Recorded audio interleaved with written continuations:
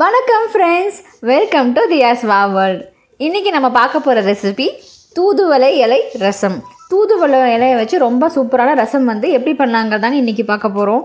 இது நம்ம gold throat infection இருக்கிறவங்க எல்லாருமே சாப்பிட்லாம். இது ரொம்ப நல்லா மருத்துவ குணம் நிறைய இருக்கிற இந்த தூதுவளை ரசம் எப்படி பண்ணலான்னு பார்க்கலாம் வாங்க. தூதுவளை ரசம் செய்யறதுக்கு தேவையான இன்க்ரீடியன்ஸ் பார்த்துடலாம். இங்கே தூதுவளை இலை நான் ஒரு கைப்பிடி அளவுக்கு எடுத்துருக்கேங்க. பாருங்கள், இப்படி தாங்க தூதுவளை இலை இருக்கும். ஸோ இதை பாருங்கள் இப்படி இருக்கும். ஸோ இதை நல்லா வாஷ் பண்ணிவிட்டு எடுத்து வச்சுருக்கோம். ஒரு நாட்டு தக்காளியை இந்த மாதிரி தண்ணி ஊற்றி பிசைஞ்சு சாறு எடுத்து வச்சுருக்கோம். மீடியமான எலுமிச்சை சைஸில் நம்ம புளியை சுடு தண்ணி போட்டு ஊற வச்சுருக்கோம். காரத்துக்கு தகுந்த மாதிரி காஞ்ச மிளகா 3 அல்லது 4 எடுத்துக்கலாங்க. 2 டீஸ்பூன் மல்லி எடுத்துருக்கோம். தனியா 1/2 டீஸ்பூன் குருமிளகு, 1/2 டீஸ்பூன் சீரகம், சின்ன வெங்காயம் 7லேருந்து 8 பல் எடுத்துருக்கோம். பூண்டு சின்ன பல்னா 10 பல், பெரிய பல்னா ஒரு 5லேருந்து 6 பல் வரைக்கும் எடுத்துக்கலாம். தாளிப்புக்கு கொஞ்சம் கடுகு, உளுத்தம்பருப்பு, கொஞ்சமாக வெந்தயம் எடுத்துருக்கோம். கொஞ்சமாக கொத்தமல்லி தழை இந்த மாதிரி பொடியை நறுக்கி எடுத்துருக்கோங்க. தாளிப்புக்கு கொஞ்சம் கருவேப்பிலை, கொஞ்சமாக பெருங்காயத்தூள் எடுத்துருக்கோங்க. இந்த ரெசிபி எப்படி பண்ணலான்னு பார்க்கலாம் வாங்க. இந்த மாதிரி ஒரு பேனில் கடாய் வச்சுக்கலாங்க. எண்ணெய் ஆட் பண்ணியிருக்கோம்.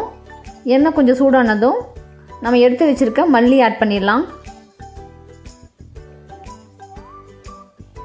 சீரகம், குருமிளகு எல்லாத்தையும் ஆட் பண்ணிவிட்டு நல்லா வறுத்துக்கலாங்க.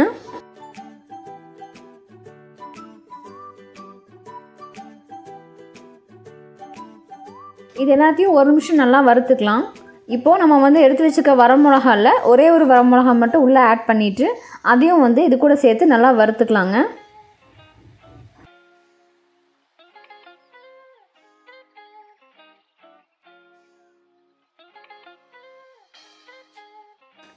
நம்ம எடுத்து வச்சுருக்க பூண்டு, சின்ன வெங்காயம் இதையும் ஆட் பண்ணிவிட்டு வறுத்துக்கலாங்க.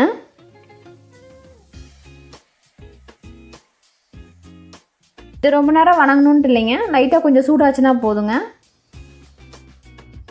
இப்போ நம்ம எடுத்து வச்சுருக்க தூதுவளை இலையும் உள்ளே ஆட் பண்ணிவிட்டு வணக்கிக்கலாங்க.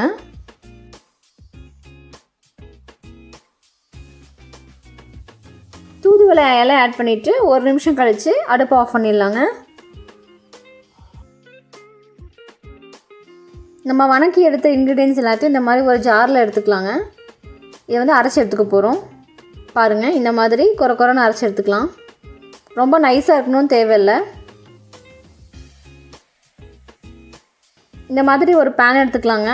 எண்ணெய் ஆட் பண்ணியிருக்கோம். எண்ணெய் சூடானதும் கடுகு, உளுத்தம்பருப்பு, வெந்தயம் ஆட் பண்ணிக்கலாம். கடுகு, சீரகம் எல்லாம் நல்லா பொரியட்டும். பொரிஞ்சதும் நம்ம எடுத்து வச்சுருக்க மிச்சம் இருக்க வரமிளகாயை கிள்ளி போட்டுக்கலாம். கருவேப்பிலை ஆட் பண்ணிவிட்டு வணக்கிடலாம். இப்போ நம்ம எடுத்து வச்சுருக்க தக்காளி சாறு உள்ளே ஆட் பண்ணிடலாம்.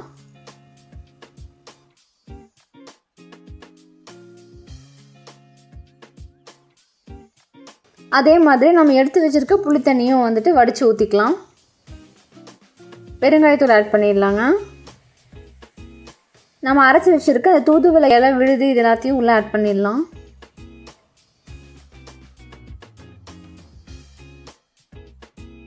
இப்போ ஜாரில் கொஞ்சம் தண்ணி ஊற்றிட்டு அந்த விழுது எல்லாத்தையும் கலக்கி உள்ளே ஊற்றிடலாங்க. ரசத்துலேயும் ஆட் பண்ணிடலாம். தேவையான அளவு உப்பு ஆட் பண்ணிக்கலாங்க.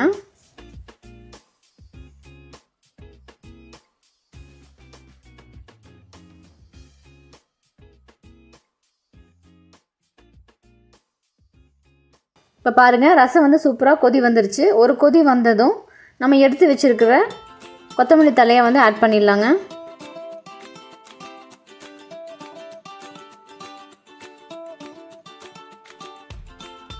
இப்போது அடுப்பு ஆஃப் பண்ணிடலாங்க. ஸ்டவ் ஆஃப் பண்ணிவிட்டு ஒரு மூடி போட்டு ஒரு 2 நிமிஷத்துக்கு மூடி வச்சிடலாங்க. இப்போது அந்த இலையோட சாறு நல்லா ரசத்தில் இறங்கிடும். சூப்பரான தூதுவளை ரசம் ரெடி ஆயிடுச்சுங்க. இது ஹாட் ரைஸ் கூட சாப்பிட்டா ரொம்ப சூப்பராக இருக்கும். கோல்டு த்ரோட் இன்ஃபெக்ஷன் இருக்கவங்களாம் சாப்பிட்டா ரொம்பவே நல்ல பலன் கிடைக்குங்க. இந்த ரெசிபி கண்டிப்பாக ட்ரை பண்ணி பாருங்கள். உங்களுக்கு இந்த ரெசிபி பிடிச்சிருந்ததுன்னா எங்களோட சேனலை சப்ஸ்கிரைப் பண்ணுங்கள். கீழே இருக்க பெல் ஐக்கானை கிளிக் பண்ணுங்கள். உங்களோட ரிவ்யூஸ் என்னங்கிறது கண்டிப்பாக எங்கிட்ட ஷேர் பண்ணுங்கள். தேங்க்யூ.